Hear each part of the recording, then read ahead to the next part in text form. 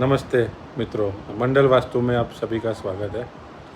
तो पिछले वीडियो में हमने देखा था दिशाओं के बारे में और दिक्पाल के बारे में, और आज हम बात करेंगे ग्रहों के बारे में, क्योंकि वैदिक वास्तु में सिर्फ दिशाओं नहीं और बहुत सारी चीज़ों को ध्यान में रखा जाता है।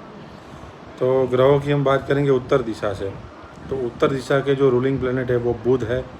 बुध को बुद्धि के देवता माना गया है ज्योतिष शास्त्र में। फिर नॉर्थ ईस्ट ईशान कोण में जो ग्रह है वो गुरु है।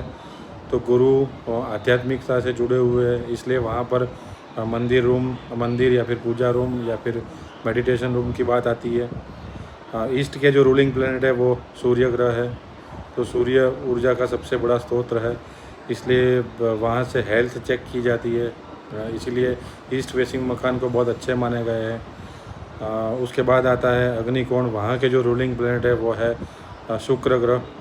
तो शुक्र भौतिक चीज़ों लग्जरी लाइफ देने में उनके गुण धर्म है। तो अगर आपका अग्निकोण सही है तो आप लग्जरियस लाइफ जी सकते हैं। उसके बाद दक्षिण दिशा के जो रूलिंग प्लेनेट है वो मंगल ग्रह है। तो मंगल ग्रह को सेनापति कहा गया है। अगर वहाँ पर कुछ नेगेटिव इफ़ेक्ट है दक्षिण दिशा में तो आपकी डिसीजन मेकिंग पावर में कमज़ोरी हो सकती है। मंगल ग्रह को रोग, उदारी और शत्रु का भी कारक माना गया है।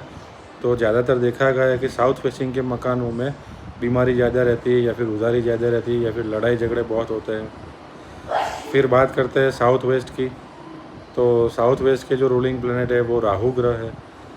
तो हमारे घर के जो टॉयलेट्स वगैरह है वो राहु ग्रह को रिप्रेजेंटेट करते हैं। तो अगर आपका टॉयलेट कोई नेगेटिव दिशा में चला गया है तो वो भी एक नेगेटिव इफ़ेक्ट करेगा, और घर के मुखिया को ज़्यादातर वो परेशानी दे सकता है। बाकी बात करते हैं पश्चिम दिशा की। तो पश्चिम दिशा के जो रूलिंग प्लेनेट है वो शनिदेव है। शनिदेव को ज़्यादातर वो धीमी गति में चलने वाले होते हैं।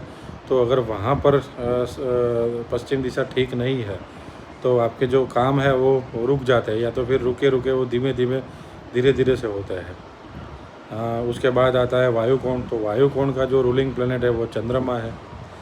तो अगर वहाँ पर कोई नेगेटिव इफ़ेक्ट है तो साइकोलॉजिकली जो मुखिया है उसके दिमाग पर उसकी असर पड़ सकती है, और डिप्रेशन में जा सकते हैं। वहाँ कर अगर जो वायुकोण कर जो दिशा ख़राब है तो ये नुकसानी भी हो सकती है।